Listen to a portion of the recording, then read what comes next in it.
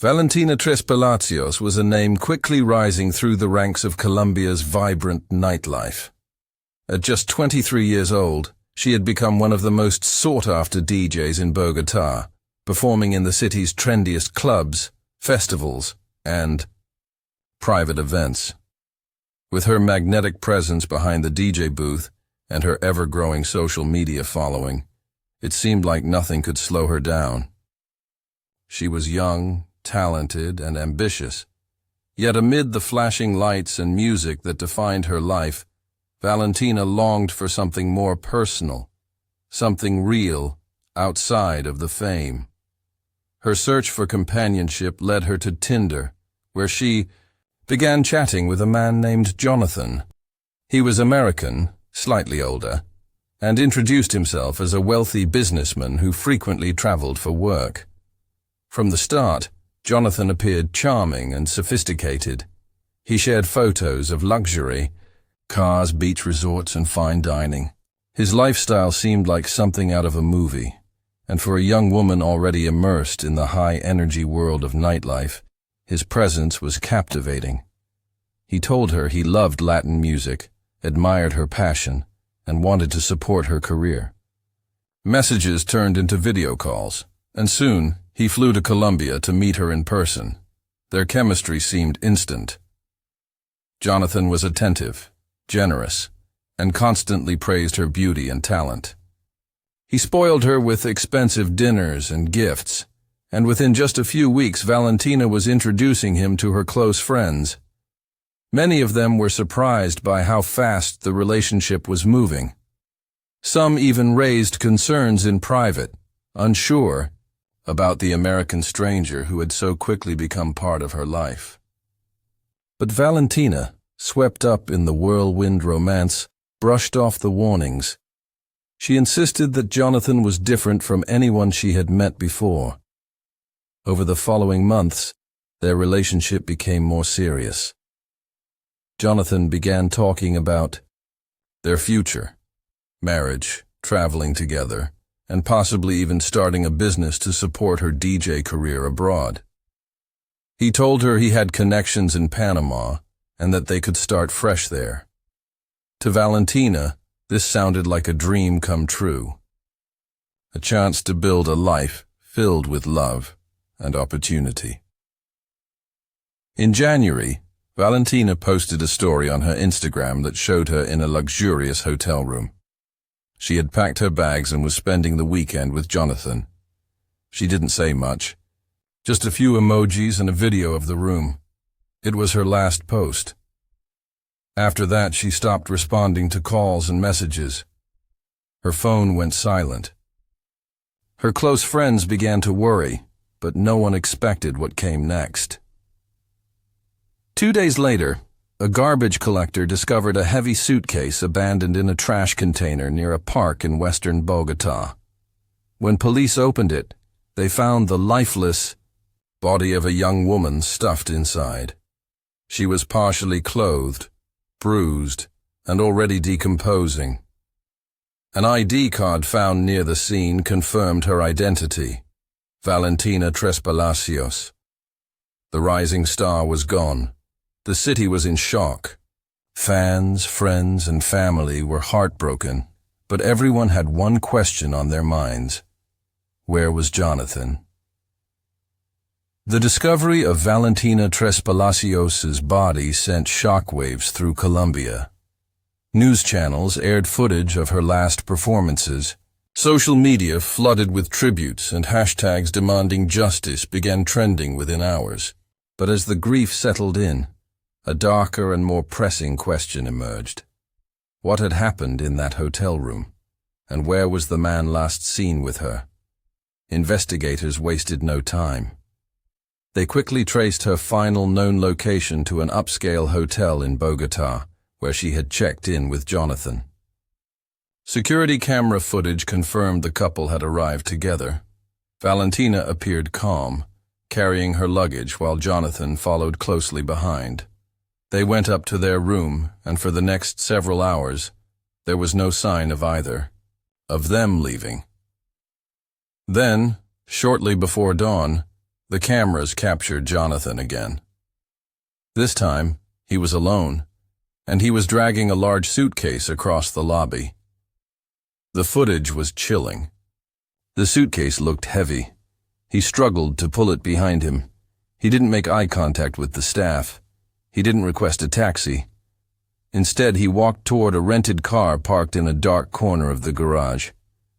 Hours later, that same suitcase would be found in the trash with Valentina's body inside. By the time police identified the victim and linked the hotel footage to Jonathan, he had already vanished.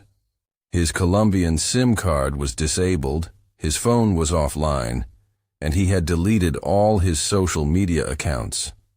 At first, authorities thought he might still be hiding somewhere in Bogota, but flight records revealed something else.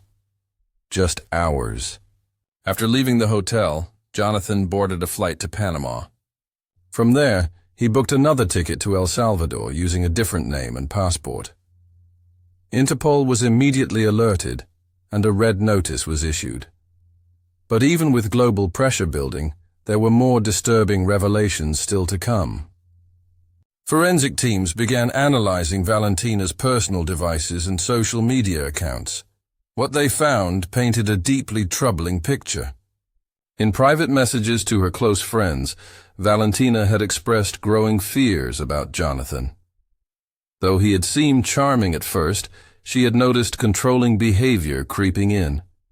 He constantly questioned her whereabouts, demanded access to her phone, and became aggressive when she interacted with male fans or fellow DJs. On more than one occasion, she told friends that she felt suffocated. Just a week before her death, Valentina had written a message to a friend saying she was thinking of breaking things off.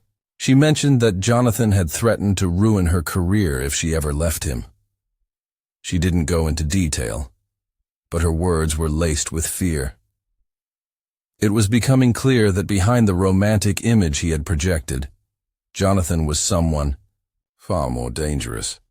Investigators also found receipts showing that Jonathan had purchased duct tape, heavy-duty trash bags, and cleaning supplies just days before the murder.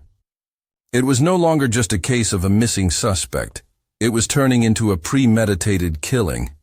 The man who had claimed to love Valentina was now the prime suspect in her brutal murder, and he was running fast. The international manhunt for Jonathan intensified with every passing hour. Interpol's red notice had been circulated to airports and border controls across multiple countries.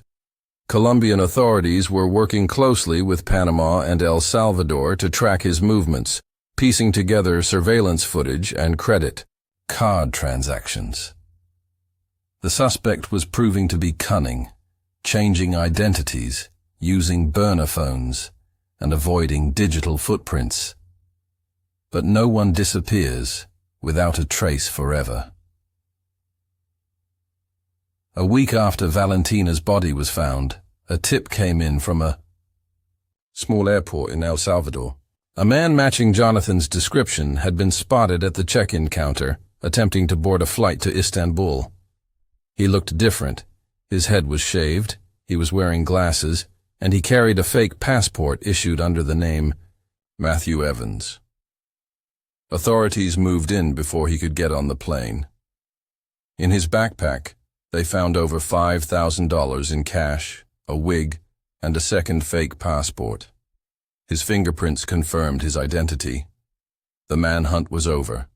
Jonathan was in custody.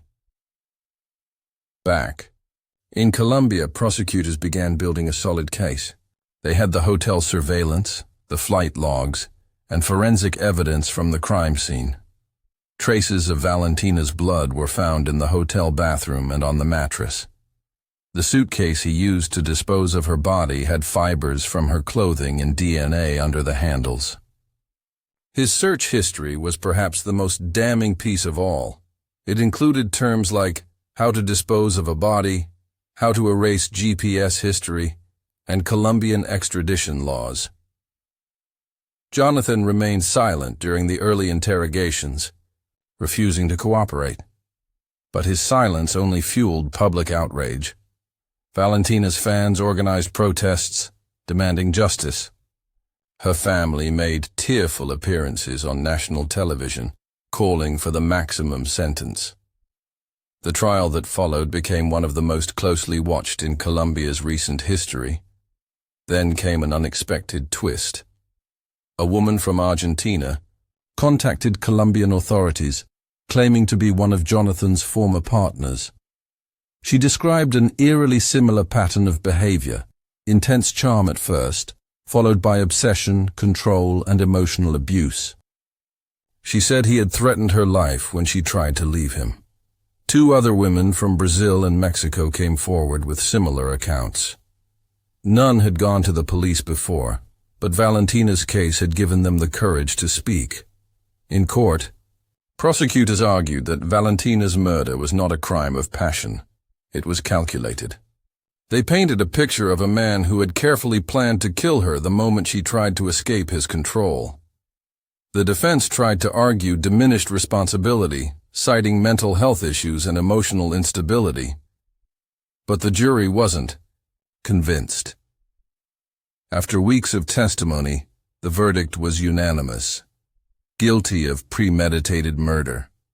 Jonathan was sentenced to life in prison without parole. Though justice was served, the pain remained. Valentina's family and fans continued to mourn the vibrant young woman whose life was cut short by someone she trusted. Her story became a symbol, a haunting reminder of how quickly charm can turn into danger behind the mask of a dating profile.